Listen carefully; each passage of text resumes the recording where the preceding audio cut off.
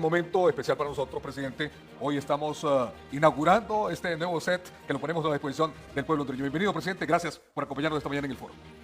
Gracias, Ronnie. Contento de estar aquí en la inauguración de este set, desde donde se ha dicho desde hace años la verdad al pueblo hondureño del acontecer nacional. ¿A cuánto de su administración en el Congreso Nacional? Estamos a 3 años y... ¿3 años cuánto? 3 años, 8 meses, más o menos. 3 años, 7 meses. A punto de concluir ya su administración. ¿Qué tal esa experiencia, presidente? Bueno, la experiencia en primer lugar, un poco al inicio, un poco desconcertante, sobre todo por cómo encontramos nosotros el Congreso Nacional.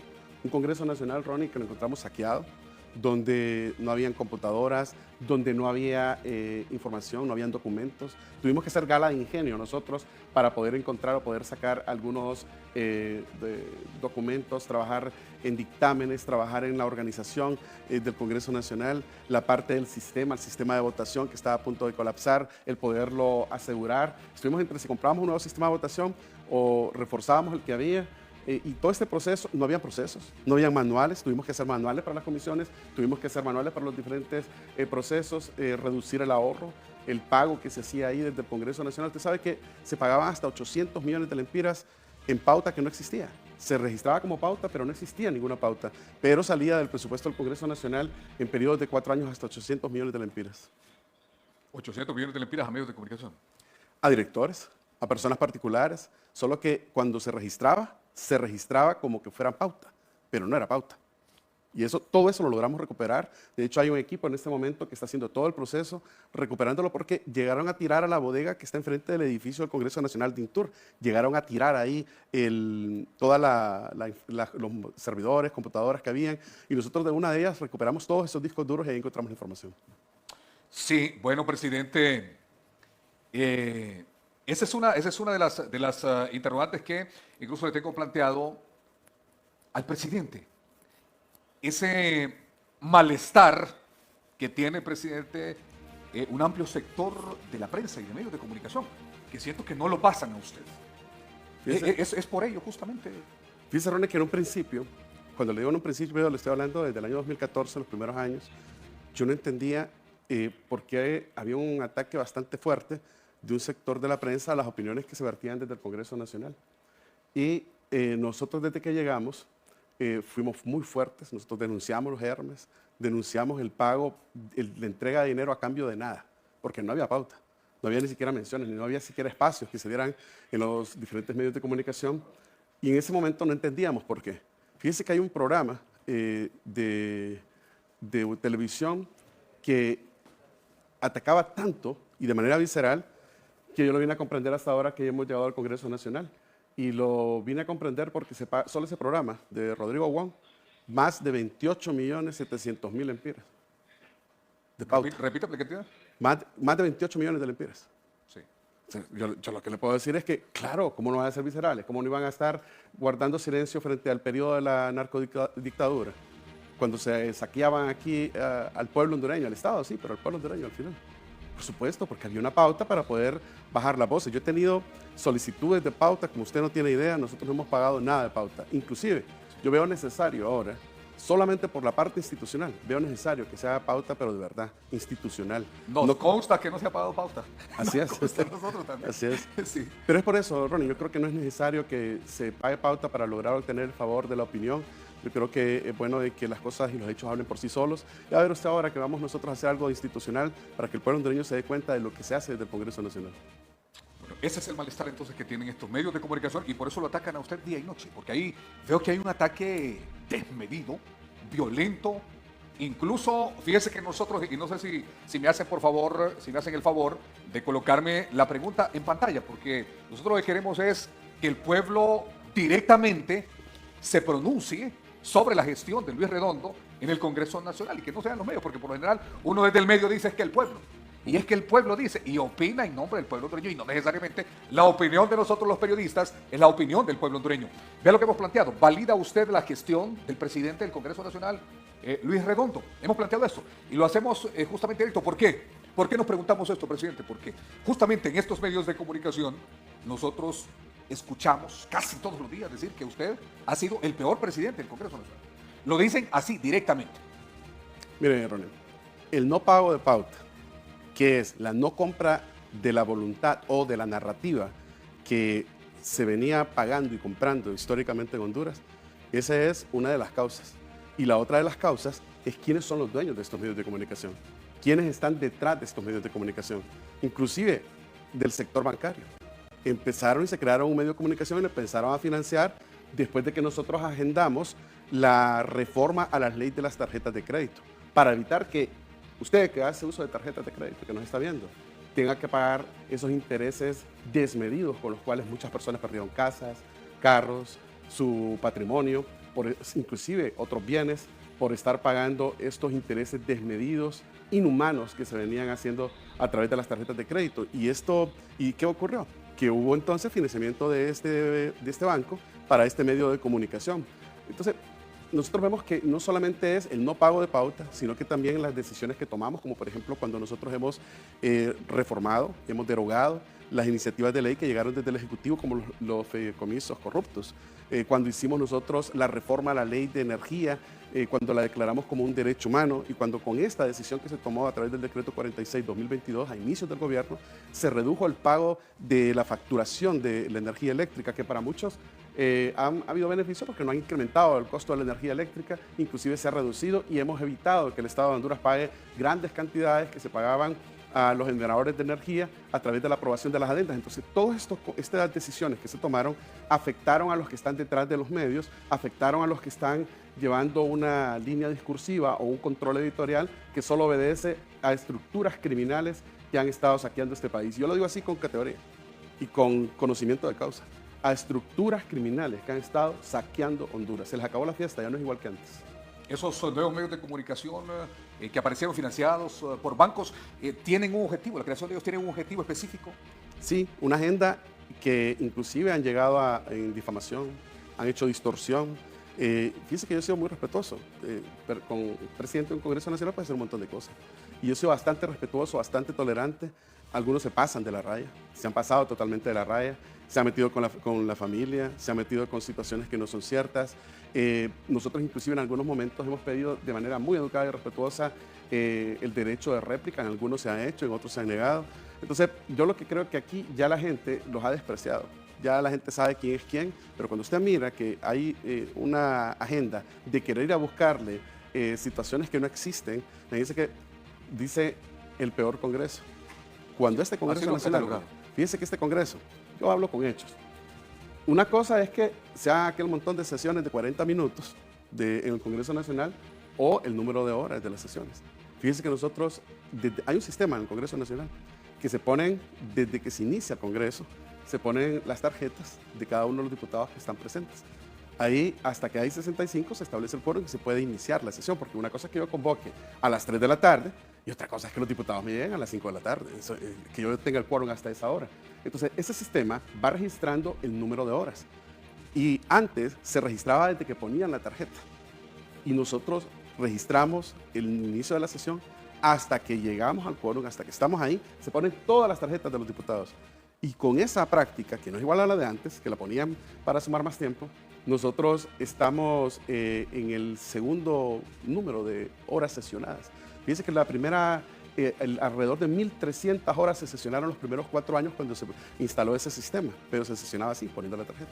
Con nosotros hemos llegado a 1.180 horas sesionadas hasta la fecha, todavía nos hace falta, y nosotros iniciamos hasta que estamos todos ahí, no hacemos esa práctica que le mencionaba. Entonces, eso es una de las cosas. La otra es que cuando nosotros empezamos a agendar, hay situaciones que el pueblo no conoce. Puedo mencionar una. Cuando nosotros agendamos el decreto para derogar los tipos penales de receptación y lavado de activos, el Congreso se paralizó. La gente afuera y los medios de comunicación afuera decían, es que el presidente Luis Redondo no tiene capacidad de consenso, no tiene capacidad de diálogo, cuando se paralizó porque había gente, y hay gente todavía, que desde sus bufetes dentro del Congreso Nacional modificaron el Código Penal, y en las disposiciones transitorias de esa modificación del Código Penal se eliminaron los tipos penales de receptación y lavado de activos de la ley especial del lavado de activos. ¿Qué significa eso? Significa que si nosotros no hacíamos algo, Honduras iba a entrar en una lista gris que no iba a permitir que haya transacciones entre las conexiones o instituciones bancarias internacionales. ¿Y sabe cuál es el efecto de esto? No solo es el no uso de tarjetas de crédito, porque en Honduras no todo el mundo tiene tarjeta de crédito, es el que ni siquiera remesas si van a poder enviar o recibir. Entonces corrimos a poder agendarlo. Los primeros cuando se pusieron las bancadas, entonces el Congreso se paralizó. Fue una de las primeras crisis de no sesiones del Congreso Nacional. Afuera de los medios de comunicación daban otra narrativa, pero dentro del Congreso Nacional lo que estaba pasando era eso. Y lo logramos derogar. Y fíjense que esa solicitud de hacer esa derogación llegó en una carta enviada desde el COEP, desde el Consejo Hondureño de la Empresa Privada. Yo ahí tengo el documento de eso. ¿A quienes no les convenía aquello? A las personas jurídicas para quienes nos están viendo son empresas. Imagínese usted que se solicitara que los que hacen lavado de activos no pudieran tener ningún tipo penal porque eran personas jurídicas o empresas. Si detrás hay personas que utilizan estos mecanismos, como los mecanismos, yo no sé si usted se acuerda, de Giovanni Fuentes. Giovanni Fuentes fue una persona que recibió un terreno que era ejidal por parte de Crivelli, que Crivelli era el alcalde de Choloma. Es un proceso ahí que no está bien claro. Y cuando recibió este terreno, allá arriba de la Jutosa, donde encontraron aquel narcolaboratorio, cuando estaba Oscar, el secretario de Seguridad, Oscar Álvarez, estaba Calidonio, que destruyeron un narcolaboratorio. Dice que allá se miraba, nosotros los samperanos mirábamos en la parte de arriba del merendón, cuando había nubes, así como ahorita que hay invierno y lluvias. Se miraba en la noche iluminada una parte, pero nadie sabía por qué era, pero en las noches era un narcolaboratorio que tenían ahí. Pues ese terreno lo fue a hipotecar Giovanni Fuentes a una institución bancaria. La persona que lo recibe en la institución bancaria, hija de un gran jugador de fútbol de España 82, que fue diputado del Partido Nacional, no manda a hacer el avalúo. ¿Defensa fue? ¿Mande? ¿Era defensa? Era defensa. Llegaron a hacer la hipoteca al banco y no mandan a hacer un avalúo del terreno para poder seguir con el proceso bancario. Si usted va a un banco a que le hagan un préstamo por un bien que usted tenga, tiene que hacer un avalúo, tiene que ir a supervisarlo. Si hubieran ido, hubieran visto que hay un narcolaboratorio, o a menos que no hubieran querido ir por eso, porque sabían que había un narcolaboratorio. Si hubieran ido, se hubieran dado cuenta que habían 10.000 personas viviendo en toda esta zona de la Jutosa que está ahí arriba de Choloma, que todos los de Cortés sabemos. ¿Sabes qué fue lo triste de esto? Que detienen a Giovanni Fuentes y cuando lo detienen, en Estados Unidos inicia el juicio, los fiscales de Estados Unidos mandan a hacer la búsqueda de bienes de las cuentas bancarias que se tienen aquí en el país y aseguraron ese bien, aseguraron un montón de bienes de Giovanni Fuentes, que fue condenado por narcotráfico en Estados Unidos.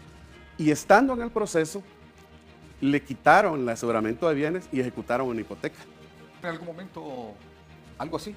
Sí, me plantearon, por ejemplo, justamente con la ley que nosotros hicimos de tarjetas de crédito. Ahí llegaron, de las bancadas. Presidente, aprobemos esa ley de tarjetas de crédito después de las primarias. Yo la tenía agendada antes de las primarias. Y fíjese que yo estaba dispuesto a perder la elección. Es decir, perder la elección me refiero a que cuando sometiéramos el dictamen con los votos, perdiéramos la aprobación. No lograron los votos para aprobar la ley. No lográbamos los votos para aprobar la ley. Estaba dispuesto para exhibir a quienes estaban a favor de que estas instituciones siguieran saqueando al pobre pueblo. Entonces, ¿qué ocurrió? Que llegamos a un acuerdo y le dije, bueno, está bien, con una condición. La condición es que después de las primarias, ustedes van a dar su voto. Sí, hagámoslo. Pasaron las primarias y ya no querían que las agendáramos. Fíjense que una vez cuando yo las agendé, ese día llegaron tardísimo al Congreso Nacional y nosotros le salvó la campana ahí porque tuvimos un problema con un tema ahí del circuito eléctrico y ese día no tuvimos esa sesión. Entonces, viene esa semana y ahí viene la primera propuesta. Fíjense que esto me lo hicieron a través de una persona cercana. Por esa razón yo he sido muy reservado en esto y me hicieron un ofrecimiento de que yo no aprobara esta ley hasta después de las elecciones generales y que yo iba a tener un beneficio económico. Entonces le dije yo, dígale a la persona que le mandó a decir eso, que hoy en la tarde yo le respondo. Me imagino que debe esperar a jugar. Pues, que este Luis nos va a pedir algo. Y llegué al Congreso Nacional, agendé y sometí a votación esa ley y la aprobamos. Esa fue mi respuesta. Nunca, Ronnie. Durante yo estaba en el Congreso Nacional, he permitido, ni voy a permitir, de que a través de los pagos que se hacían en el Congreso Nacional, los beneficios que se les daban se aprueben decretos como los que se aprobaron con más de 40 leyes, con las cuales saquearon el último día de sesiones. En los últimos días de sesiones, más de 40 leyes. Yo me acuerdo que ahí llegó Marlon Ochoa cuando estaba en la Secretaría de Finanzas y se molestaron varios porque Marlon cuando llegó al Congreso Nacional dijo sus verdades. ¿Cómo nos iba a molestar ante el descaro de quienes aprobaron estas leyes para favorecer, a través de 40 leyes, favorecer a ciertos segmentos o grupos económicos que no pagan impuestos? Y después decían, no, es que como Marlon nos ofendió, nosotros por esa razón no te vamos a acompañar en los siguientes dictámenes. Esa es la dinámica del Congreso. ¿Y por qué se ha dado esa dinámica? Por una razón, nosotros hemos sido mayoría. Y fíjense que siendo nosotros minoría, perdón, y siendo la oposición mayoría, nosotros lo hemos aprobado todo en el Congreso Nacional. Todo, absolutamente. Entonces, si vamos a hablar del peor Congreso de la historia, entonces hagamos aquí comparaciones. Es el peor Congreso de la historia para los grupos de poder. Es el peor Congreso de la historia para los grupos económicos, para las 10 familias que han saqueado este país. Es el peor Congreso de la historia para los narcotraficantes, que están representados todavía muchos en el Congreso Nacional. Es el peor Congreso de la historia para los del bipartidismo, que son más de 70 personas que están siendo mencionadas en casos que se están judicializando. Ya va a ver usted cuando salga la audiencia de Coalí. Ahorita, los primeros días de noviembre, cuando salga la audiencia de Coalí. Para eso somos nosotros el peor Congreso de la historia. Pero sí hay congresos que hay situaciones que hay que evaluar del Congreso. Sí, porque lo ponen, o sea, lo comparan con el Congreso de Juan Orlando y lo comparan con los 8 años de Mauricio Oliva y dicen, es peor, incluso es peor que estos otros 2 congresos que, bueno, son 8 y 4, son 12 años. Yo le podría hablar de muchísimos decretos que fueron aprobados en el periodo de Juan Orlando Hernández, condenado por narcotráfico a más de 45 años, que es lo equivalente a cadena perpetua en Estados Unidos, y lo aprobado por el periodo de Mauricio Oliva del Partido Nacional en contubernio, en acuerdo con su aliado, el Partido Liberal, en el Congreso Nacional.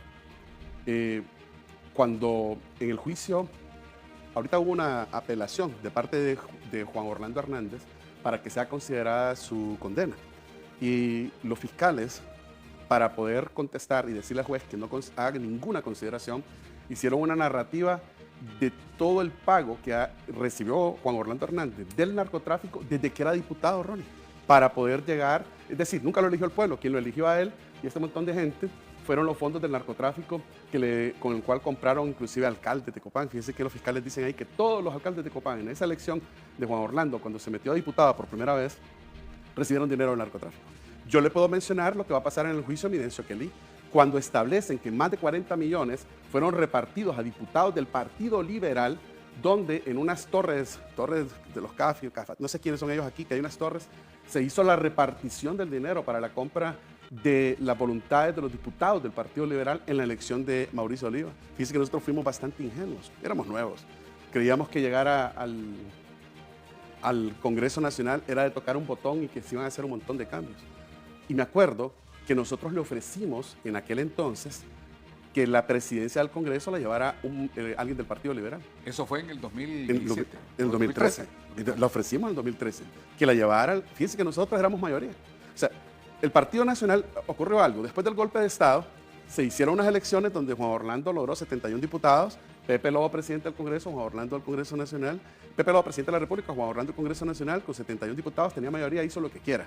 Entonces, cuando él, siendo presidente del Congreso Nacional, se elige como presidente de la República en el fraude electoral del 2013, él sabía que ahora iba a tener menos diputados. Como sabía que iba a tener menos diputados, consiguieron financiamiento del narcotráfico para pagar a la bancada liberal. Y fíjense que la bancada liberal, que está en los antecedentes, no solamente lo digo yo, sino que lo dice un juicio, que se va a conocer ¿cuándo? Ahorita en la primera semana de noviembre con el caso de Midencio Kelly. Entonces, ¿qué ocurrió ahí? Usted fue uno de los promotores, me acuerdo, uno de los promotores en que un liberal tomara la presidencia del Congreso Nacional.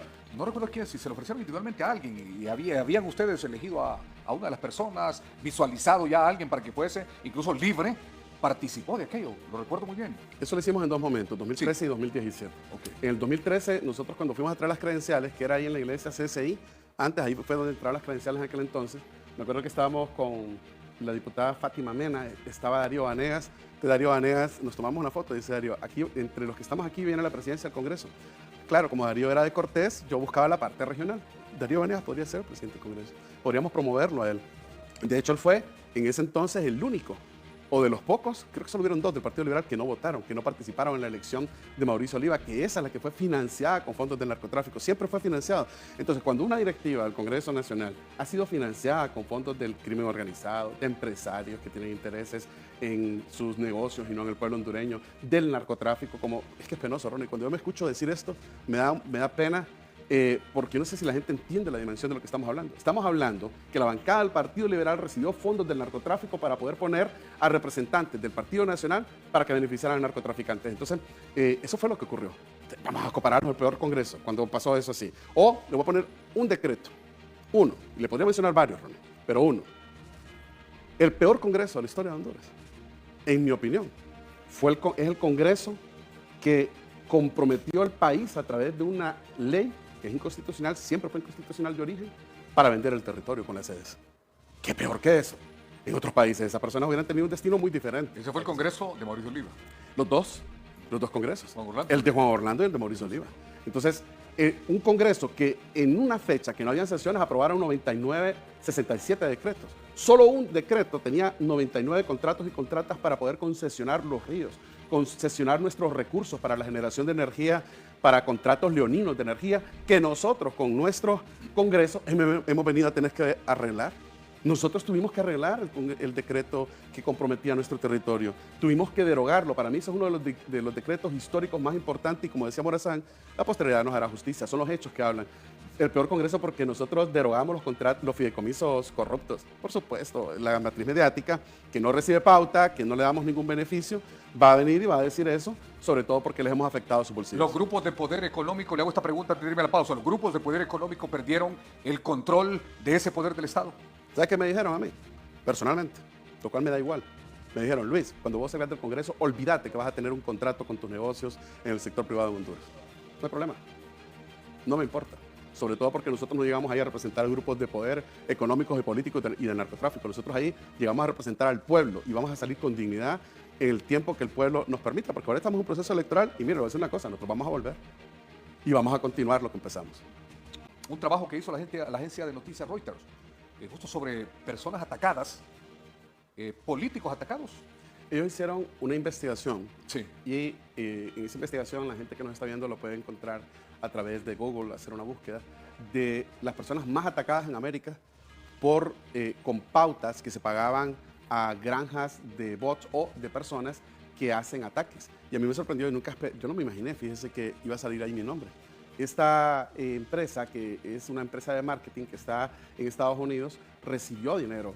No sé de qué fondo, de dónde recibió o de qué sector, pero ahí habla acerca de los ataques que se han hecho contra su servidor. Habla de mí, habla también de la presidenta Xiomara Castro. Entonces, cuando usted se da cuenta, Ronnie, que se ha estado pagando a empresas a nivel internacional para atacar, usted se está dando cuenta y habla por sí solo estos hechos de que usted ha afectado a los grandes grupos económicos y políticos que estaban cómodos con la clase política del bipartidismo que les daba todo, que les facilitaba todo desde el Congreso Nacional. Nosotros, Ronnie, en el Congreso Nacional no hay un tan solo decreto, ni uno, que sea en contra del pueblo hondureño. Nosotros no creamos ningún impuesto, ningún decreto que vaya en contra. Al contrario, hemos ido a arreglar un montón de entuertos, de corrupción, de narcotráfico, de prácticas que se hacían al Congreso Nacional y que fueron aprobadas y facilitadas por el bipartidismo. Algo que me permite corregirle, Ronnie, no es Salvador que llama a su bancada. Cuénteme. Esto es, la realidad es así y todos lo sabemos en el Congreso. Tomás Zambrano llama a Irosca. Irosca llama a Salvador. Eso fue lo que pasó la última vez. Tomás Zambrano llamó a Irosca. Irosca llama a Salvador. Y Salvador llama a Yuri Sabas a veces o a ellos y se bloquean. Íbamos a aprobar los préstamos. O sea, el Partido Nacional es el que lleva la agenda al Partido Liberal. Es el que manosea prácticamente al interior del Partido Liberal. Que grave, lo que me está diciendo el presidente. Así es. Eso es lo que pasa. Eso es lo que estaba pasando. Todos estos decretos o todas estas posiciones que ha tenido la bancada del Partido Liberal, fíjense que yo los he visto a ellos. Mire, yo tengo lectura. Uno cuando está en la silla de la presidencia del Congreso, desde ahí arriba se ve todo el panorama. Y yo he visto los rostros de miembros de la bancada del Partido Liberal desconcertados cuando ven que quien manda ahí es cuando Tomás Zambrano le habla a Irosca. Y Irosca le habla a Salvador. Y lo peor de todo es que los amenazan. Los amenazan como que fueran niños. Entonces, ¿para qué? O sea, los nacionalistas amenazan a los liberales. Salvador. Ah, ok. Inclusive hasta en el mismo chat que tienen ellos. Sí. Mire, si un liberal, de manera honesta, le dice a usted en una entrevista, que lo digan, que le muestren al pueblo hondureño los mensajes que le manda Salvador. Cuando pone a Katia Crivelli a que les pase lista para ver quiénes están ahí en el Congreso Nacional, es un tema patético lo que está ocurriendo. La bancada del Partido Liberal que yo conocí dejó de existir, salvo raras excepciones. Bueno, por cuestiones políticas han trancado la mayoría de decretos que están pendientes ahí en favor del pueblo hondureño, justo en este momento que estamos en un momento también electoral, ¿no? Político electoral en el Congreso. ¿No les importa el interés del pueblo más que sus intereses políticos de grupo y de los grupos que ellos representan, presidente? Hablemos con los hechos. Para responder a esa pregunta lo voy a hablar con hechos. Hay en este momento detenidos por la instrucción que dio el Partido Liberal a través de Tomás Zambrano, Salvador Narral, a su bancada, y narre a Fura su bancada, para que no se apruebe un decreto, por ejemplo, un dictamen que está para el tercer debate, para que se pueda exonerar de pago de impuestos, tasas y otras cosas a equipo que viene para 7 diferentes departamentos para la construcción de escuelas agrícolas que están siendo donadas por China. Son más de varios millones de dólares. Y el hecho de que pueda entrar este equipo va a permitir que se fortalezcan estas escuelas agrícolas. Esa es una cosa. ¿Quién se va a oponer a eso? ¿Por qué oponerse a eso? Es mentira cuando le dicen al pueblo hondureño que nosotros lo queremos para campaña. Eso es mentira, porque quien las hace se las imagina y se han de imaginar que nosotros lo queremos para eso. La diferencia entre Libre y el Partido Nacional y el Partido Liberal es que nosotros somos honestos y transparentes. Y fíjense, Ronnie, que yo pedí al equipo que tengo en el Congreso Nacional de Comunicaciones y de Gerencia Legislativa que me preparen todos los dictámenes con descripciones. Lo he revisado una y otra vez. Hoy lo vamos a hacer público, vamos a ir publicándolo. Cada uno de los dictámenes para que el pueblo hondureño conozca cómo se pueden oponer, por ejemplo, a la construcción del tramo carretero que va desde La Ceiba hasta Puerto Castilla. O sea, va a ser doble carril, no son 4 carriles, doble carril. ¿Cómo se pueden oponer? Con fondos que son donados, son fondos que vienen de España, una parte, y otros fondos son del gobierno de Honduras, que muy bien la presidenta Xiomara Castro logró ese financiamiento. Entonces, a la gente de Atlántida y a toda la gente de Colón, no es justo por ustedes que la carretera que se debe iniciar ya se estén oponiendo solo por oponerse. Como lo dijiste tú, solo para que no se mire que nosotros aprobamos decretos en favor del pueblo y según ellos vamos a lograr más votos. Si los votos que nosotros vamos a lograr los hemos logrado desde el primer mes, del primer momento que empezamos a gobernar, cuando empezamos a hacer un montón de cambios en el país. No es que a último momento vamos a venir a hacer como la práctica de ellos, hacer obras y proyectos, como ellos corrían hasta el último momento, no hacían nada los 3 años y al último momento empezaban a hacer un montón de cosas. Nosotros desde el primer mes, desde el primer día, desde la primera hora, casi se está aprobando en Honduras. Mire qué interesante esto. Casi un proyecto de cada media hora. Fíjense que son hasta cínicos, porque hace poco Narrala dijo, les vamos a hacer la carretera de Chamalecón. Oigan, si nosotros ya la tenemos para lista. Solo tiene que ir ahí, votar, levantando la mano y ese proyecto se va a iniciar. ¿Y sabe qué es lo triste de esta historia, lo irónico? Que esto no se va a iniciar ahorita en noviembre, ni en diciembre, se va a ir iniciando ya allá el otro año, allá como por febrero o marzo, se tiene que hacer una licitación, se tiene que hacer todo un proceso. Entonces, oponerse en este momento a decretos que solamente son de beneficio del pueblo es una manipulación perversa política de lo que le beneficia a usted que me está viendo, solo para buscar intereses de personas que son más de lo mismo. Ante la falta de convocatoria que se ha dado en el Congreso Nacional, ha surgido por ahí una especie de ruido a través de redes sociales que ha encabezado la diputada Maribel Espinosa, de querer de querer autoconvocarse. Ya lo hicieron, ¿en qué año fue que lo hicieron? Hace un año más o menos. Creo que fue en el 24. En el 24 lo hicieron, no sé quién presidió, pero vimos ahí, Iroca fue la que ¿Sabe qué eso es delito? Sí. Es un delito, eso no claro, es un tema claro, delicado. okay. Sí. El presidente del Congreso Nacional, ante esta iniciativa de autoconvocatoria de la señora Maribel Espinosa, el presidente del Congreso Nacional se refirió en los siguientes términos. La semana pasada hay un corto de 50 segundos en el que él menciona con nombre y apellido a Maribel Espinosa y además le da otros calificativos. Escuchémoslo, por favor. Adelante. Esa autoconvocatoria ha sido promovida por una diputada abogada del Partido Liberal que debería buscarse abogados para que cuando salga aquí en Honduras la situación que se dio con Giovanni Fuentes, yo le voy a invitar a ustedes a los medios de comunicación en eso. Miren, ustedes de los medios de comunicación, los invito a que investiguen qué pasó con Giovanni Fuentes y cuál es el concurso que tiene que ver esa persona en ese proceso de aseguramiento de bienes que dicen que fue valiente, metiéndose a quitarle los bienes a Giovanni Fuentes. Mentiras. Investiguen en qué momento fue y cómo fue que se quitó el aseguramiento para ejecutar una hipoteca de un lugar en La Jutosa, allá en Choloma, donde viven más de 10,000 personas. Esa debería ser una buena noticia de investigación, pero esas cosas no se dicen. Mire, le voy a decir, la autoconvocatoria se da si no hubiese una agenda. Hoy no hay una agenda todavía. Bueno, la autoconvocatoria que ha venido promoviendo Maribel Espinosa. No tiene moral Maribel Espinosa para estar haciendo todo esto. Usted la ha confrontado directamente, presidente, diciéndole que tiene vínculos con el narcotráfico. Mire, Ronnie, en primer lugar hay que decir algo, también hechos. Habla de que no hay convocatoria en el Congreso. Para comenzar, yo no voy a someter una agenda en el Congreso Nacional que sé que voy a perder. y con intenciones de algunos miembros de la bancada de oposición de ir a convertir como en un ring de pelea al Congreso Nacional. Estoy buscando los consensos. Mira, ahorita en Estados Unidos se paraliza. Está paralizado. Eso es parte de la dinámica de los poderes legislativos. Sin embargo, que una persona que no tiene ni el 40%, imagínese usted con la asistencia que nosotros tenemos del Congreso Nacional, y que no tiene ni siquiera el 40% de asistencia a las sesiones del Congreso Nacional, ¿qué ética puede tener? ¿Es ilegal la iniciativa de Espinosa? No, hay mecanismos con los cuales pueden autoconvocarse, por supuesto que sí, cuando es legal, cuando los mecanismos son legales. Pero cuando, en este caso, es que depende cómo lo quieran hacer. Para comenzar, que lo hagan. Yo estoy listo. Inmediatamente que convoquen, yo también. Convoco y sesionamos. Vamos a ver cuál sesión es la que va a pasar a la Gaceta, a las publicaciones. Es más, yo los invito a que lo hagan para que nosotros podamos sesionar y aprobar todos los decretos que ustedes no quieran aprobar, porque la Constitución establece un mecanismo para que nosotros garanticemos el quórum de la sesión. ¿Está relacionada, dice usted en sus declaraciones, Maribel Espinosa, con el caso de Giovanni Fuentes? Mira, Ronnie, yo creo que hay cosas. Yo conocí una abogada, amiga de allá de San Pedro Sula, que me defiende mucho. Ella me defiende increíblemente. A veces me mete a problemas porque me defiende más allá, pero siempre jurídicamente. Y me dice, fíjese, presidente, me dice que yo nunca llevé casos de divorcio, porque para ella no es ético y todo esto. Entonces, cuando se da el juicio de Giovanni Fuentes, al principio del programa yo le mencioné, para citar un ejemplo de allá de Choloma, de mi departamento, de Cortés, ¿quién cree que ejecutó la hipoteca?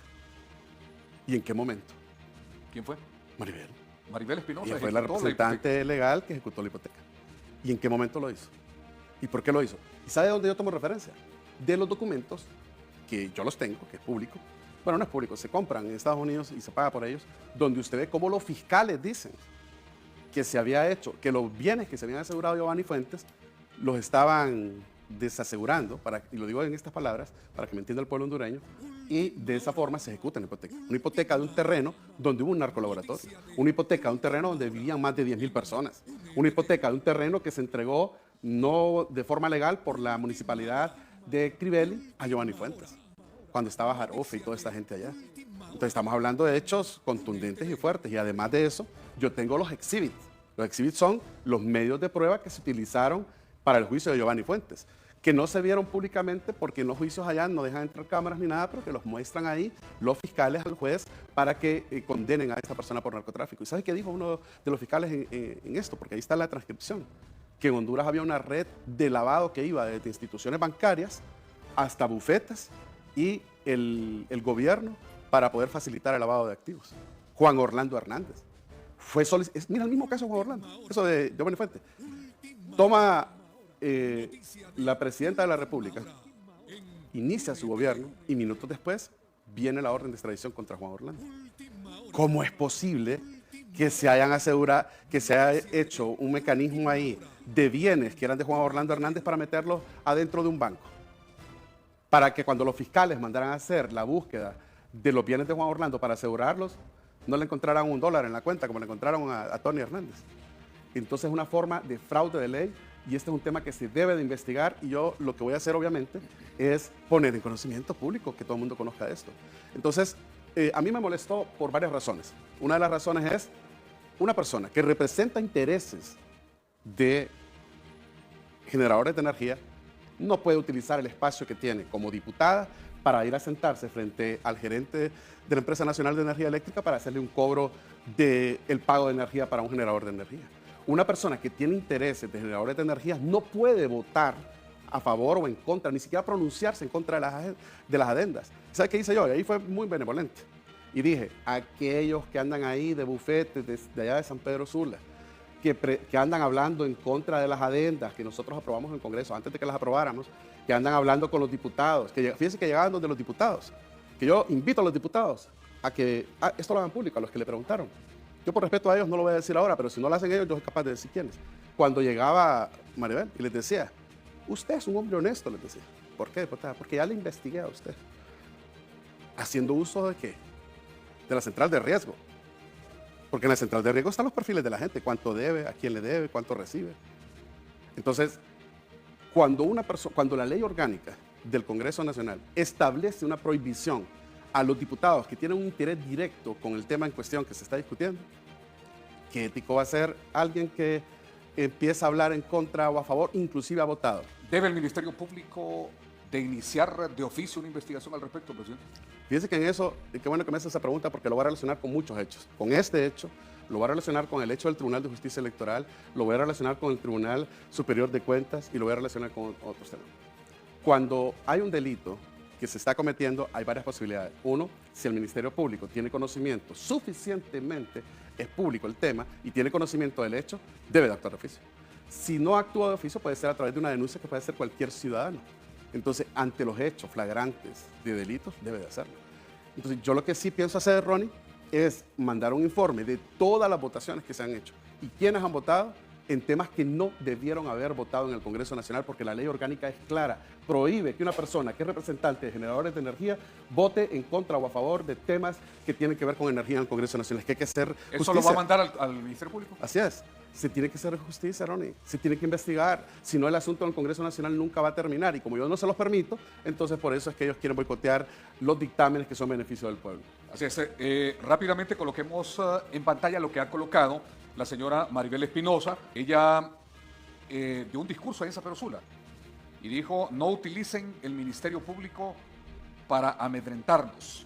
Dijo allá en San Pedro Sula. Dice: ante las declaraciones mendaces y maliciosas de Luis Redondo, y en las cuales pretende crear una falaz reacción entre mi persona y el narco hoy condenado Giovanni Fuentes, tergiversando la verdad de los hechos en sus recientes declaraciones, en donde habla como si él fuera autoridad del Ministerio Público. Debo dirigirme al señor fiscal para expresar lo siguiente: señor fiscal, usted debe investigarme por ser su deber, cíteme a declarar, pídame cuanta información sea necesaria. Usted dice: si usted quiere venir por mí, porque se encolerizó Luis Redondo, porque promuevo la autoconvocatoria, la gestión del Congreso Nacional, estoy lista para su ataque y le informo que no voy a huir del país si me quieren enjuiciar o capturar por sorpresa. Está como Roberto Contreras.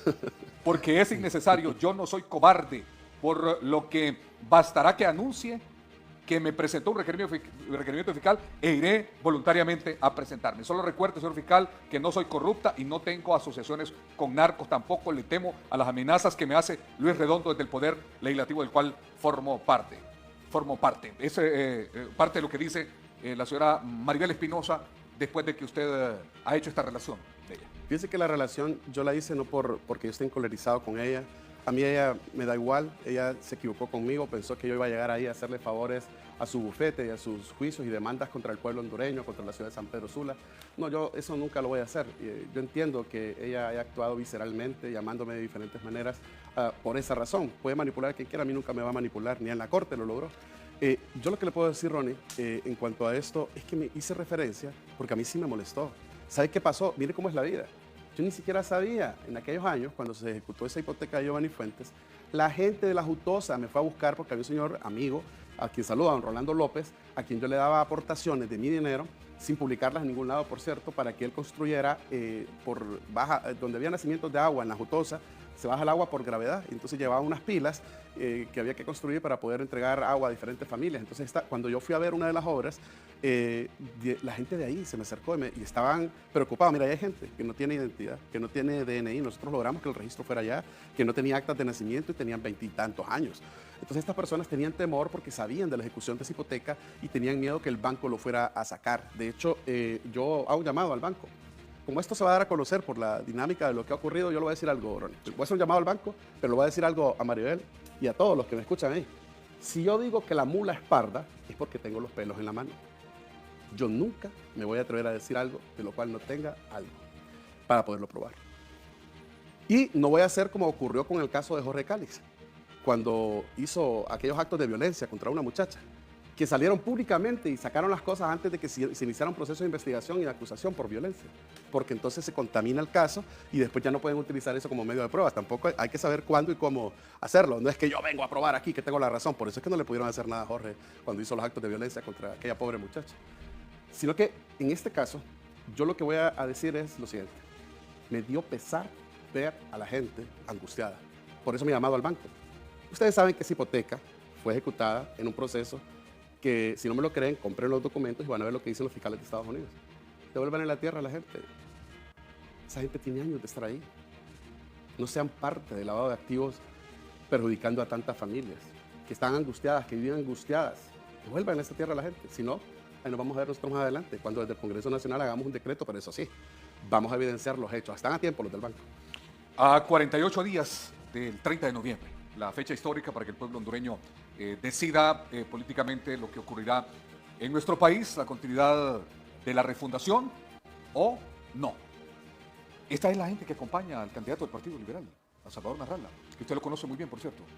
Sí, mire, es como... Discúlpeme, Sí. antes de que nos fuéramos a la pausa, yo hacía una relación, decía, pasaron del amor al odio, refiriéndome que usted tuvo una muy buena amistad con Salvador Narrala, pero y que ahora eso ya no existe.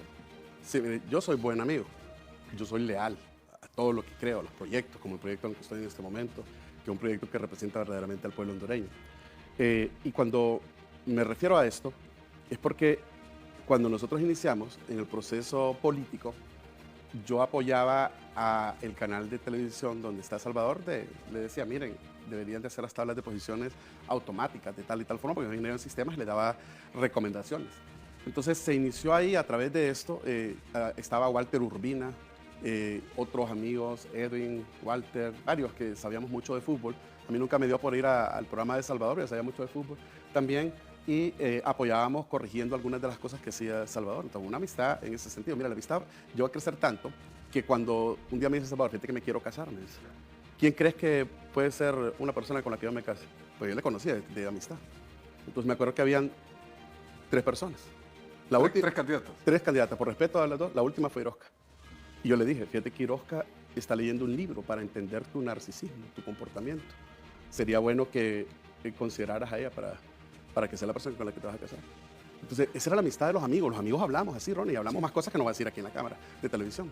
Entonces, yo financié a Salvador Narrala. Lo financié y lo hice firmar letras de cambio. Y lo financié no porque nadie lo quería financiar, ningún empresario. Cuando nosotros iniciamos, yo me acuerdo que apareció, Roberto Contreras apareció a ese Guatepec que decía, yo creo que 20,000 empiras, él de donación para... Empezamos a hacer algo en el partido. Y Salvador Narrala, cuando fue pasando el tiempo, empezó a cambiar. Usted tiene que convivir con él porque una cosa es ver en la televisión a la persona y otra cosa es su comportamiento, el tratamiento que le da a las personas, el cómo se comporta. Entonces, cuando yo fui conociendo eso, dije, Dios santo, me renunció más de 23 veces. En el PAC. En el PAC, en el Partido Anticorrupción, más de 23 veces. Cuando yo lo apoyaba, no había cualquier cosa, él no puso un tan solo 5. Nunca puso un 5. Él recibió dinero, igual que una compañera de allá de Cortés, recibían dinero que donaban personas y nunca lo enteraron. A mí me molestaba porque yo no sabía quién les estaba dando ese dinero. Entonces yo fui tan disciplinado que sí mandamos nosotros informes a lo que era el Tribunal Supremo Electoral en aquel entonces. Entonces como él no me pagaba, entonces yo le dije, mira Salvador, vamos a hacer algo. Vamos a firmar estas letras de cambio y estas cosas para que cuando el partido vaya a elecciones y se reciba el dinero de la deuda política pueda honrar estos financiamientos que yo te estoy haciendo. Mira, Ronnie, yo le hablaba a Salvador y le decía, Salvador, pagame, ya está el dinero, pagame, ya está, ya el partido recibió esto. Después que pagaron la deuda política. Después de que recibió los fondos de la deuda política. Yo no sé dónde ¿Cuánto queda. fue lo que le quedó de deuda? Mire, en una demanda anda por 6, 7 millones que le hice yo a él. Ahí, el monto total anda como por 17 millones. ¿Está demandado? Yo hice un embargo, lo hice al partido que él dirigía. Él no me quiso pagar, inclusive abandonó el partido anticorrupción y lo abandonó. Él dice que Juan Orlando le quitó a él el partido a través de Marlene Alvarenga, pero no es cierto. Es que él no tiene la capacidad de liderazgo, no tenía la capacidad de estructuración que nosotros teníamos.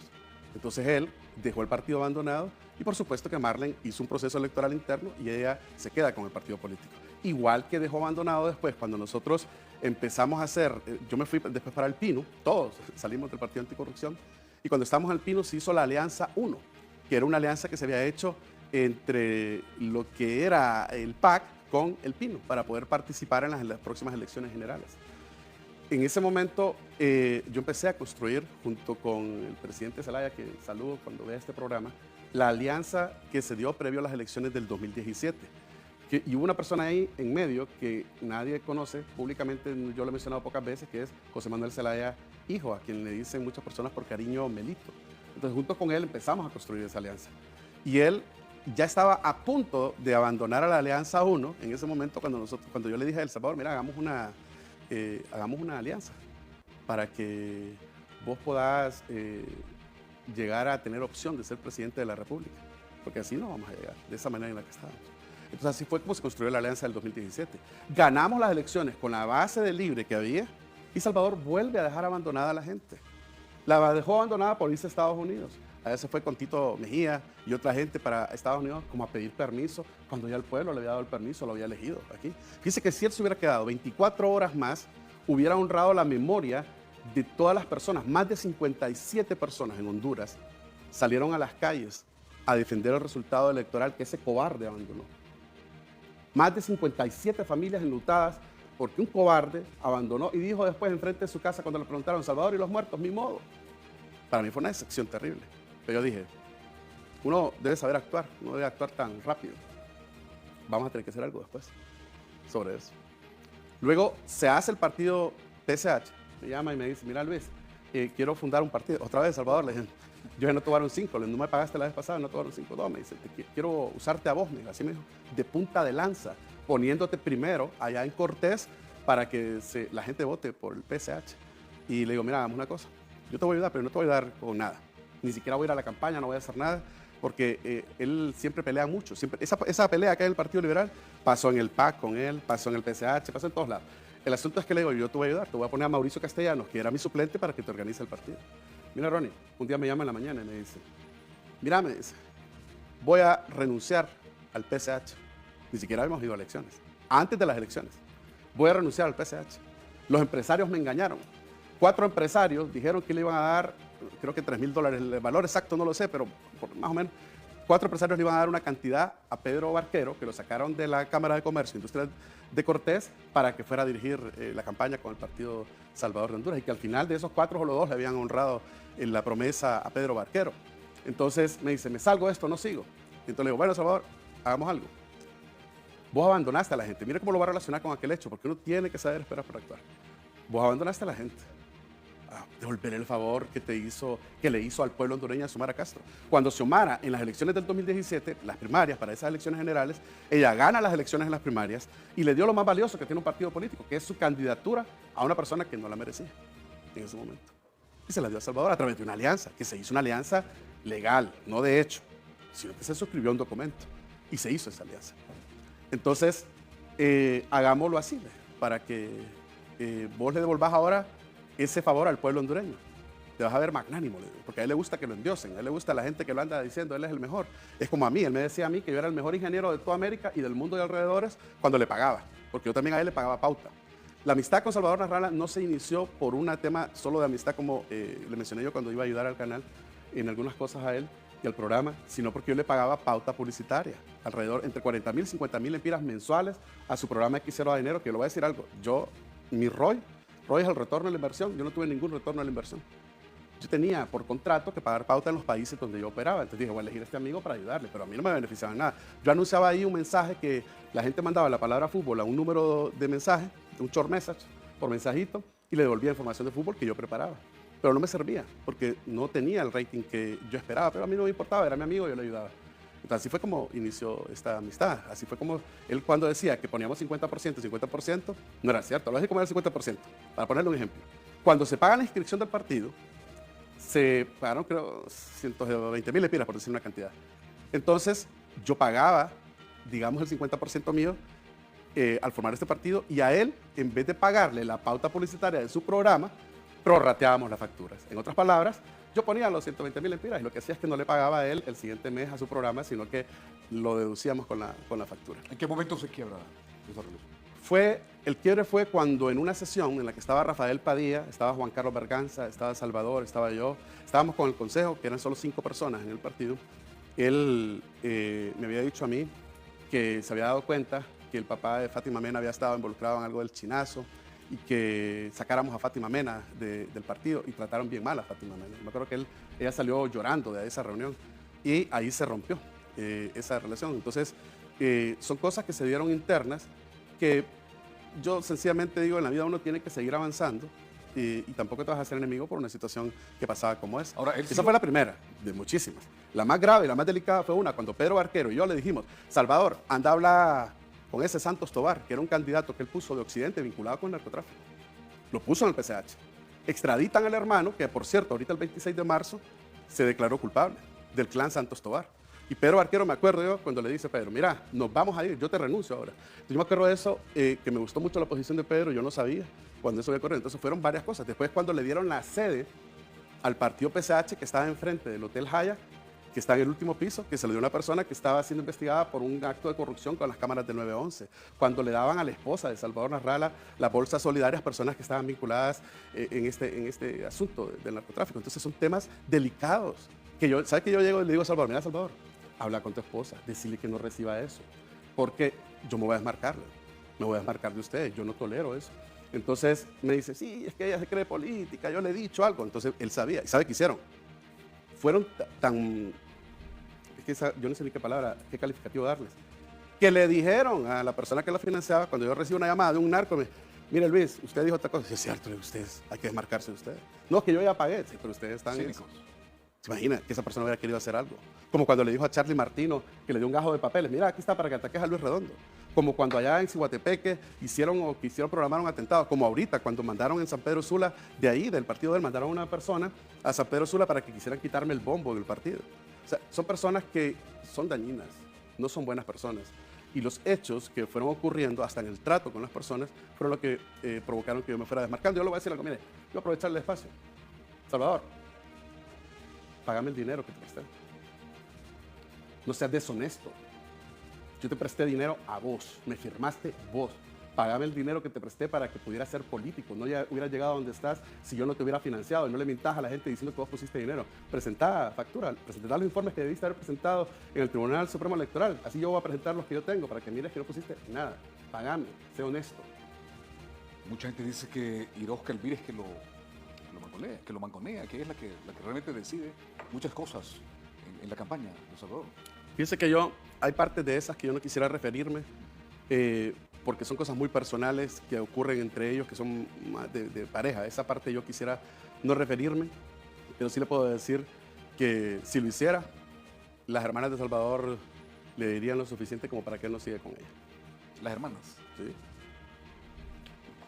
Bueno, vean ustedes, últimamente han aparecido en redes sociales unos videos muy comprometedores de Salvador Narrala. Creo que usted los ha visto. ¿Tiene comentario al respecto? Es un tema bien complejo y lo pensé 1000 veces para hacerle la pregunta. Mira, Ronnie, yo creo que es lamentable que hay cosas que no se digan, como cuando yo fui. Voy a hacer una referencia, para responderle esa pregunta voy a hacer una referencia a algo, si me lo permite. Yo fui al banco cuando estábamos en el Partido Anticorrupción, donde teníamos los fondos. Y fui al banco para que me dieran un estado de cuenta. Y cuando llego al banco me dicen, no podemos. ¿Por qué? Porque usted no está en la cuenta. Salvador llegó al banco y me sacó a mí de la cuenta que teníamos del partido. Para poder hacer eso, el banco debió haber recibido una nota del consejo del partido dándole esa instrucción. Entonces yo me molesté muchísimo con el banco. Y obviamente regresé con un abogado. Y les dije al banco, si ustedes a mí no me dan el estado de cuenta, delante de un abogado que lleve, un notario, yo voy a salir allá afuera y tengo los medios de comunicación y voy a denunciar lo que el banco hizo. ¿Y sabe qué me dijeron? Mire, don Luis, discúlpenos, es que como él es una figura pública, él hizo escándalo ahí. Y para evitar el escándalo, nosotros venimos y le retiramos su firma. Entonces, hay gente que es patética, hasta bancos, que por la lengua de Salvador, que desacredita a las personas, le tienen miedo. Y le han tenido miedo porque él despotrica, difama, miente, dice un montón de cosas. Entonces, cuando ellos hacen esto, no se atreven a decir nada. Y fíjense que, en cierta forma, en un programa de X0, que yo lo fui a traer a él en El Progreso, pasó algo similar. Y pasó conmigo. Yo vi el trato de Salvador a la gente en ese programa. Y fue tan terrible que yo me llamé al silencio. Yo creo que no debía haberme llamado al silencio. Yo a él le dije, Salvador, no trates a la gente así porque tenía la confianza. O cuando hicimos eso que le mencioné yo de la otra alianza, la del 2017, la del 2021, cuando le dije a Salvador que le devolviera, metimos en antes no habían esas sesiones de video que hay ahora, antes lo usábamos nosotros a través de FaceTime. Yo a Salvador le regalé su primera iPad que él tuvo. Entonces hicimos una sesión, me acuerdo que él dice en la sesión a Pedro Barquero, a Maribel Espinosa y yo que estábamos ahí, ¿cómo vamos a hacer con la parte política del partido que había? Porque vamos a hacer una alianza de hecho con Libre, que eso fue para las elecciones del 2021. Entonces dice Salvador, mira Luis, dice, aquí vamos a hablar que sea Luis el que hable que sea vos el que hables con Mel y Xiomara, porque ellos son personas de baja categoría, no son como nosotros, que somos profesionales, que tenemos formación y esto. Él así se expresaba de la gente. Entonces son diferentes etapas, diferentes situaciones que fueron detonando o decepcionando o llevando a que yo tomara una posición. Yo no me desmarco por cualquier cosa de la gente. Si me desmarco de alguien con quien yo he estado apoyando, es porque algo sé o algo encontré. Y en el caso de él, fue situaciones que no son de una persona que busque o merezca dirigir al pueblo hondureño. Ya lo hicimos nosotros, presidente. Y abandonó la elección, abandonó al pueblo hondureño. El otro personaje que ha aparecido por ahí últimamente, personaje político, es Jorge Cálix, queriendo ser diputado por el departamento de Olancho. ¿Fue su contendor para presidente del Congreso Nacional? No, Jorge Cálix se equivocó. Él cometió delitos junto con todos los que lo acompañaron al irse a Zambrano a pretender montar una sesión del Congreso Nacional con el apoyo del narcotraficante Juan Orlando Hernández. Y creo que ahí él tiene, y las personas que lo acompañaron tienen un tema pendiente. No es un contrincante, además es una persona que prácticamente ni cuando nosotros éramos diputados iba al Congreso Nacional, no asiste al Congreso Nacional. Lo que ocurrió ahora, Ronnie, es que nosotros hicimos la ley procesal electoral. Nosotros somos los que hacemos las leyes en el Congreso Nacional, y al ver que se estaba pretendiendo hacer una leguleyada o algo parecido a lo que hizo Ricardo Álvarez cuando lo metieron a él de designado, que él no podía ampararse en un amparo, valga la redundancia, que había presentado el FAPER, y hicieron referencia a eso para inscribirlo a él y violentaron la ley, como hicieron con Elvin Santos, que violentaron la ley. Aquí está una persona que primero va a hacer el análisis constitucional y de las leyes. Entonces, cuando yo veo esto, pido que, ¿por qué no me investigan cómo está eso de este municipio de Olancho? Esquipulas del Norte, para ver cómo está lo de la inscripción. Entonces, cuando sale pública la nota de la inscripción, esto es bien fácil. Usted se mete a ver a nombre de quién está el terreno y va a ver que está a nombre de otra persona. Cuando usted revisa los últimos procesos que él hizo en el IP, hizo que 10 días antes de que Samuel García le diera la renuncia, la mamá le donó un terreno a él en Catacamas, como para simular arraigo, simular vecindad, cuando para poder hacer eso usted tiene que vivir en el lugar, como en mi caso. Yo nací en Francisco Morazán, pero desde el 2002 vivo en San Pedro Sula, y tengo que acreditar eso y que sea cierto. Y en Esquipulas del Norte no lo conocen. Pero ese solo es un tema. Pero el tema de fondo es el constitucional, y por eso hice referencia yo a la defensa de la Constitución, y de la ley electoral. Es que una persona que ya participó en el mismo proceso electoral y perdió, no puede participar. Yo hago siempre una acotación. Yo al pueblo hondureño le digo, el pueblo hondureño es sabio, es muy sabio.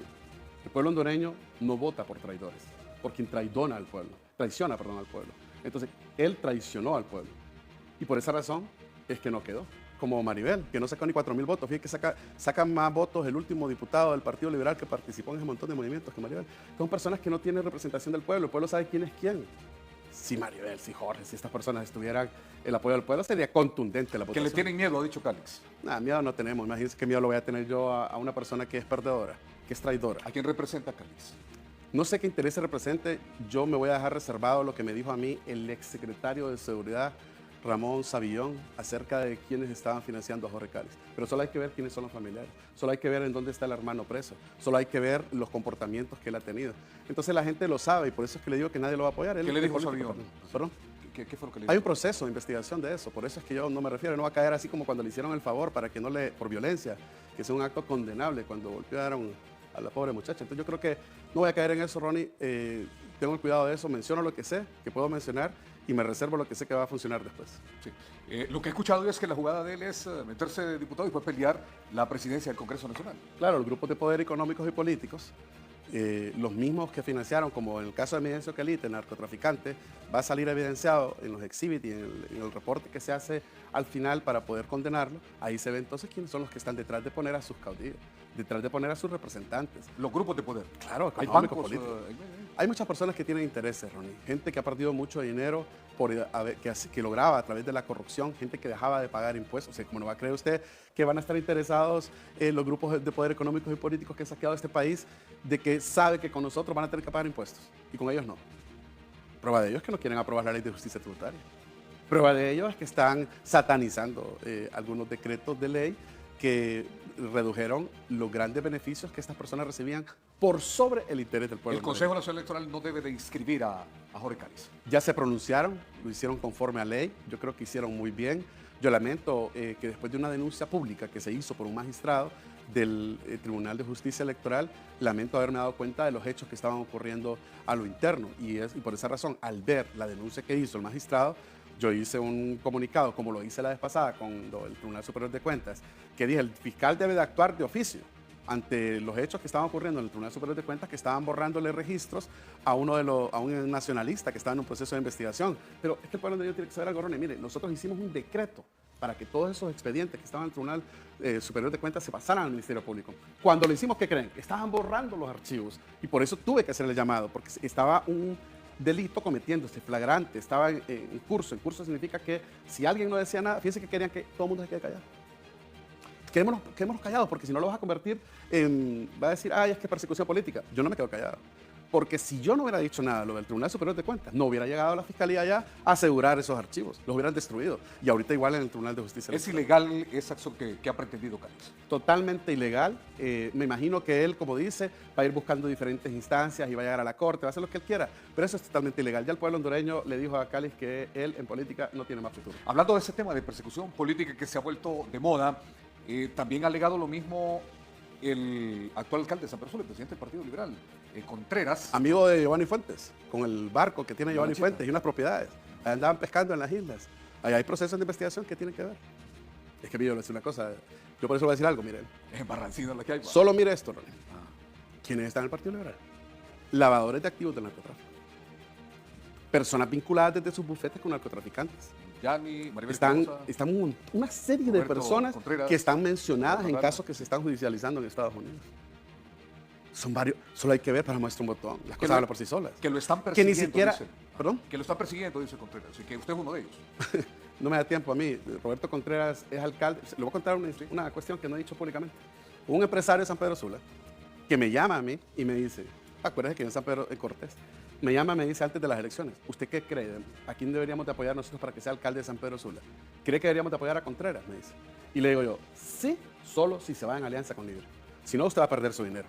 Si él se va en alianza, porque no tiene estructura, no tiene nada. Si se va en alianza con Libre, él gana. Él había intentado varias veces. Intentó con nosotros en el PAC, intentó con Mauricio Villa en el Partido Liberal, intentó un montón de cosas, apenas había llegado a regidor, que ni siquiera fue como regidor, no se presentó. Entonces, cuando él dice que para nosotros él tiene algún tipo de importancia, yo solo le recuerdo que él fue electo por Libre, por las bases de Libre, y traicionó a Libre. ¿Te imaginas que está lleno el Partido Liberal? Roberto Contreras traicionó al partido que lo puso de alcalde ahorita en la actualidad. A las bases traicionó, al pueblo que lo eligió. Salvador traicionó al pueblo cuando no quiso asumir la presidencia que le dio las bases del Libre, que le dio el pueblo hondureño. Abandona todo, así como abandonó la designación presidencial, que yo soy del juicio, y lo publiqué, yo soy del juicio, que él está haciendo lo mismo que Juan Orlando Hernández, Salvador. Él, al haber sido designado, él no puede ostentar el cargo de presidente. Entonces, el punto es, Salvador traidor, Jorge traicionó al pueblo. Ese partido Liberal está lleno de traidores. Así es. Bueno, la candidata presidencial de Libertad y Refundación propone la democratización de la economía, la eliminación de la central de riesgos, que bajen los intereses en la banca. Le acompaña Luis Redondo, a Rixi Moncada en todas estas propuestas para favorecer al pueblo hondureño. Mira, Ronnie, lo voy a responder así. ¿Cómo no lo voy a hacer si conozco a Rixi? Conozco a Rixi desde hace muchos años. Y lo voy a contar otras cosas también. Yo conozco tanto a Rixi que me fui donde ella y le dije, usted debería de ser candidata para fiscal. Yo fui a decirle eso a ella, porque creo en ella, conozco su trayectoria, su compromiso, su capacidad profesional. Después le llegué a decir en otra ocasión, porque ella no aceptó ser candidata fiscal, que si ella quería ser candidata para magistrada, porque además de reunir los requisitos, ella hubiese sido perfecta para poder llegar a dirigir la Corte Suprema de Justicia. Tampoco aceptó. Entonces conozco su formación, su capacidad, y sé que cuando ella dice algo lo va a cumplir. Es una persona que trabaja, mire, yo soy negrero, digo porque nosotros trabajamos, negrero, todo el mundo aquí sabe que es cuando uno trabaja hasta altas horas de la noche, más de las 12 horas, ella es así, trabaja mucho. Entonces, por ejemplo, la educación universal que ella ofrece es educación para todos, y se puede hacer. Entonces, una persona que ya estuvo en su profesión, en su carrera política, en su experiencia en finanzas, y logró cambiar muchas cosas. Eliminar la caja única, redireccionar el presupuesto del Estado, que por cierto lo hizo con enfoque de género, entre otras cosas. Entonces para mí es la persona ideal para poder dirigir el país, no solamente por el conocimiento que tiene, por lo que sé que cumple con lo que dice, sino por la capacidad que ella tiene, Ronnie. Entonces yo le podría hablar de casos concretos, hablo en términos generales, de las razones por las que yo estoy acompañando. Yo tengo a mis hijos aquí, amo mi país y quiero lo mejor para mi país, y lo mejor para mi país en este momento es que se continúe con lo que inició Xiomara Castro, que es la refundación del país, y no hay mejor persona que lo pueda hacer. Rixi no va a andar ahí saltando, bailando. Rixi no tiene ningún acto de corrupción que le presida. Rixi no tiene cuentas pendientes de rendición de cuentas como Salvador Narrala cuando fungió como designado y en los partidos políticos donde él ha estado. Que por cierto, ahí anda Juan Carlos Berganza, que no van a decir después que es persecución política, porque no tiene nada que ver con nosotros, denunciando la falsificación de documentos cuando Salvador y Orozca dirigían el Partido Salvador de Honduras. Entonces, no hay ni siquiera comparación entre una mujer que tiene la capacidad de dirigir al país. Y fíjese que hay algo que nosotros siempre mencionamos, que por cierto, Rodolfo Padilla siempre recuerda. Aquí hay un hito histórico. Mujeres de Honduras. Esto es un hito histórico. Todas las mujeres de Honduras. Si ustedes le dan su voto de confianza a Rixi, sin importar el partido al que ustedes sean, ustedes van a permitir que Honduras se convierta en el primer país que una mujer, desde la presidencia, le entregue la banda presidencial o el traspaso de mando a otra mujer. Eso no ha pasado en ningún país. Honduras, en las próximas elecciones del 30 de noviembre, las mujeres de Honduras van a marcar un hito histórico al permitir que Rixi sea la próxima presidenta, y nosotros los hombres debemos de acompañar esto. No solamente porque es mujer, sino porque hay un trasfondo en esto que es sumamente valioso. Un trasfondo contra violaciones, contra no reconocimiento, contra aquellos que ven a las mujeres solo como un adorno porque son bonitas, que no le dan el lugar profesional que se merece una mujer. Aquí se está marcando un hito histórico con lo que está corriendo, con lo que inició Xiomara Castro y lo que va a continuar Rixi Moncada. El darle el valor, el reconocimiento al valor que culturalmente no se le había dado aquí en el país. Así que en San Pedro Sula. ¿Sabes por qué le mencionaba este antecedente? Porque quería hacer una referencia. Okay. Amo tanto este país que estoy seguro de estar en el lugar correcto y con las personas correctas. En el caso de Rixi Moncada, para la presidencia de la República, porque sé de lo que va a hacer para el país en beneficio del pueblo. En el caso de Padilla Sunseri, un hombre que, fíjese que él tuvo un detalle ahorita que nosotros hicimos la presentación de su plan de gobierno. Un plan de gobierno muy bueno, muy bonito, que va a permitir que se diera lo que no se hizo ahora. Nosotros creímos para San Pedro Sula que con haber elegido a quien nos traicionó, que fue Roberto Contreras, podíamos hacer un trabajo complementario entre el Poder Ejecutivo, el Congreso Nacional y la Municipalidad de San Pedro Sula. Y no pudimos. Y no pudimos porque esta persona rápido empezó con diferentes situaciones que en aquel momento se pidió que se hicieran los procesos de investigación. Entonces, procesos de investigación que están en curso, que tienen años. Ahí pasa un montón de tiempo, pero que en algún momento va a haber justicia, como todos los casos de corrupción que se han dado. Entonces, cuando estábamos hablando con Padilla, la visión y la experiencia que Padilla tiene, más su plan de gobierno, más además que es una familia de abolengo, no es por nada que está Sunseri allá en San Pedro Sula, entre otras cosas. Entonces, tenemos a un hombre que tiene una visión y una capacidad suficiente para que en un trabajo complementario entre la Presidencia de la República, con Rixi Moncada y el Congreso Nacional, nosotros podamos darle el desarrollo que se merece San Pedro Sula.